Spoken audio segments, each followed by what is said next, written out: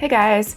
So many a love guru, dating coach, or relationship expert will tell you that to build true confidence, you simply have to just know you're worth it on the inside, just for existing. But the reality is that in the modern world, we are measured for our worth based on what can be observed of us. And while it may seem simple to just start loving what God gave you, the truth is that we measure our own worth based partly at least on our own perception of our reflection in the world. And that's why so many of you think that the Ashleys and Aishas of the world only want the Chads and Tyrones.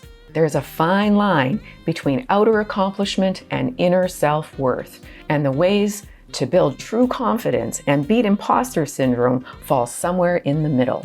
In this video, we're going to look at how failure is your friend, including some examples of my own past failures, a major trait that leads to true confidence, and 3 ways to build true confidence. Welcome to Just the Tip. So I borrowed the inspiration for this video from a newsletter from Chris Williamson of the Modern Wisdom podcast. With permission, thank you, Mr. Williamson. So whether you want a hookup, a girlfriend, a job promotion, financial prosperity, a better body, or anything else outside yourself, you need to build true confidence within yourself. Without true inner confidence, you're going to end up settling for less in every area of your life, not just romantic relationships. Chris's newsletter begins with a quote, "You don't become confident by shouting affirmations in the mirror, but by having a stack of undeniable proof that you are who you say you are. Outwork self-doubt."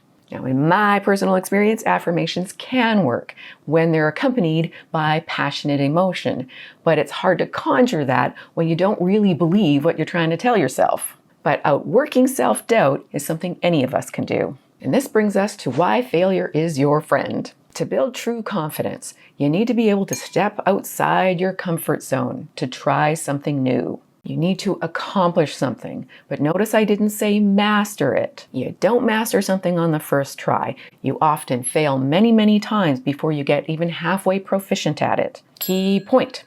If you look at failure as a negative, then you're going to be disappointed, disheartened, and discouraged, and that is actually going to diminish self-confidence. Instead, you need to view failure as a positive, as progress. You do this by making the goal about the doing, not the succeeding, not the final outcome way down the road. Do, fail, learn, modify, do again, repeat until you become better at. Eventually, you may master it, whatever it is. I go through this in a lot more detail on how to do it in my Wake Up to Love program, which I'll link at the end. Now, what happens if you're more confident than competent, or you're trying to fake it till you make it? Does that really work? So this usually happens at the beginning of your journey when you're trying to act a little bit more confident than your skill level actually warrants. For example, talking to women, or anything else you want to improve at. If you've never had conversations with any woman, then when you see someone you're actually really attracted to, you're not going to actually feel confident when talking to that person. You're going to try to fake it, but it's going to come off as disingenuous because you don't, disingenuous, is that the right word? It's not going to come off as genuine because you're not going to have the skill level yet. Not only did you not practice with any woman, but now you're talking to someone or want to talk to someone who you're actually attracted to, and your body's going to betray you in a lot of different ways. How to improve? Well, Chris says, complete more successful iterations of your pursuit. In other words, practice. Do, fail, learn, modify, do again. Key point. Doing reps, aka practicing, where it's easier, helps build a foundational conversation muscle. What do I mean by this? Well, it's most easily described in something I've said before. If you want to get good at talking to the hotties, you gotta practice on the fugglies.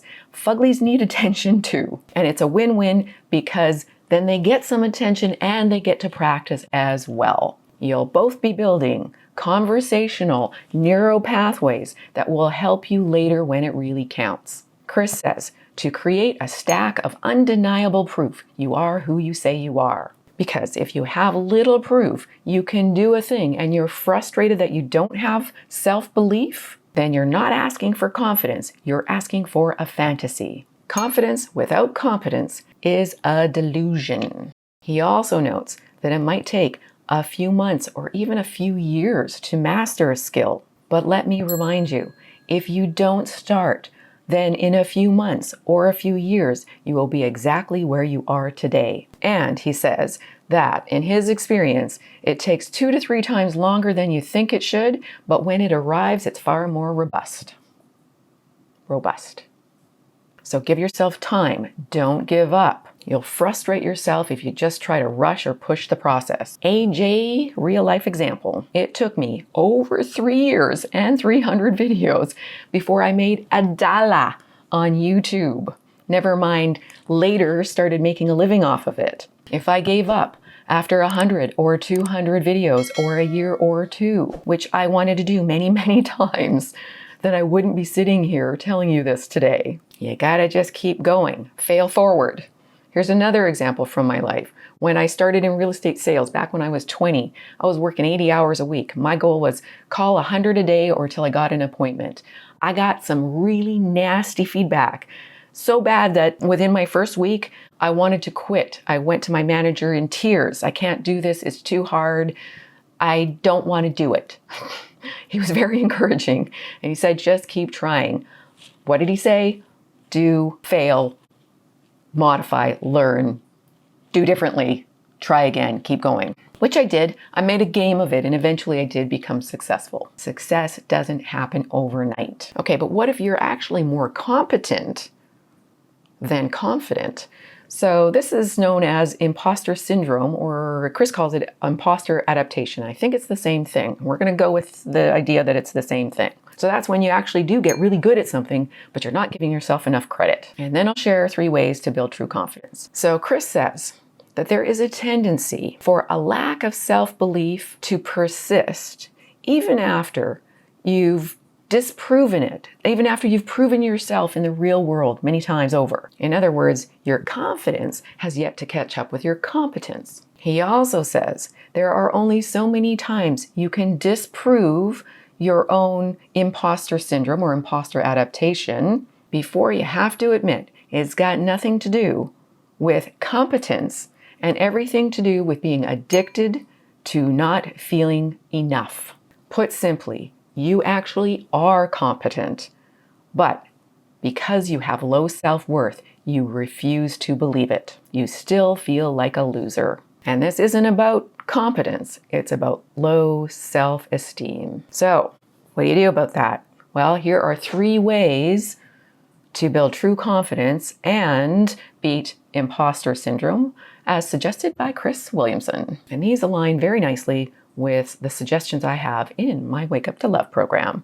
Number 1, reflect on your successes. We all tend to focus on our failures and disregard our successes. And while it is good to learn from our failures, you don't want to dwell on them. So when you accomplish something, even if it's small, like maybe getting your butt to the gym for the first time in a long time or ever, that's actually a bigger one, but still, you want to congratulate yourself. Give yourself a little pat on the back, and sooner than later. 2, organize celebrations for what you do well in. So let's say you did lose the 10 pounds you've wanted to lose, or you did already pay off a debt you wanted to pay off, or you did stop eating crap for a month. Awesome. Give yourself a high five. Me high-fiving you. And me. Notice there's nothing about charming a girl into giving you her number. You might not be good at that yet. That might be why you're here. But there are things you are good at that you should give yourself some credit for. And number 3, Chris suggests finding appropriate mentors. And I've suggested this in other videos as well as in my program, actually. So what you want to do is you want to find a community of like-minded, positive, supportive people in whatever domain you want to get really good at. Speak to them regularly to get feedback and validation and reassurance. You can even do this by watching videos about whatever topic you want to get better at. Maybe it's decoding women, maybe it's understanding women, in which case you're in the right place. If it's something else, find that community where you can Learn from other people who are already doing well at the thing you want to do well at. Ask questions in the comments. Get feedback. Help each other. Support each other. A little side rant, and then the most important point. I try to answer as many questions as I can, but there are also a lot of other really wise and experienced men in this Wingmam family here. Thank you to all of you who are happy to provide advice, feedback, and support. So share your struggles, your success stories in the comments so you can help each other. And ignore the negative comments. Those comments are not about you. A negative comment is more about the person saying whatever they're saying than about you. Or, as Chris suggests, and I've suggested as well, if you can, find a men's group that you can meet up with in the real world. It's so much better if you can actually meet in the real world. It's great to have an online community, but if you can push yourself a little bit to get out in the real world with like-minded, positive, supportive men who are trying to do the thing you want to get better at, or who are already doing the thing that you want to get better at, they're doing it well, find those guys and join them. Join them. Finally, Chris's parting words: proof eats belief for breakfast. You don't need faith in your abilities. You have evidence. Outwork your self-doubt. Remember, failure is your friend. Start with small steps, but do start.